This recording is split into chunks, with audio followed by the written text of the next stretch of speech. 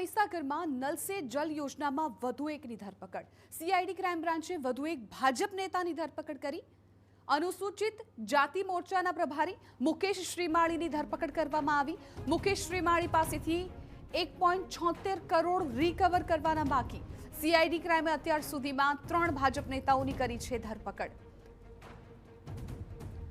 મહત્વનું છે કે ચકચારી 123 કરોડના નલ સે જલ કૌભાંડમાં મુકેશ શ્રીમાળી પાસેથી 1.76 કરોડની વસૂલાત કરવાની બાકી છે, પરંતુ એક પછી એક ભાજપ નેતાઓની ધરપકડને લઈને રાજનીતિ પણ ગરમાય તેવી પ્રબળ શક્યતાઓ છે. આપને પણ જણાવીએ કે આ કૌભાંડમાં સૌપ્રથમ ભાજપ યુવા મોરચાના પ્રમુખ ચિરાગ પટેલની ધરપકડ કરવામાં આવી હતી. ત્યારબાદ ખાનપુર તાલુકા ભાજપના પૂર્વ મહામંત્રી ધર્મેન્દ્ર માલીવાડ અને હવે મુકેશ શ્રીમાળીની ધરપકડ કરવામાં આવી છે.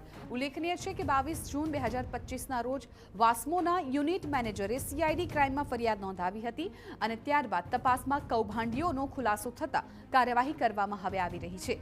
અત્યાર સુધીની તપાસમાં કુલ 19 આરોપીઓને ઝડપી લેવામાં આવ્યા છે.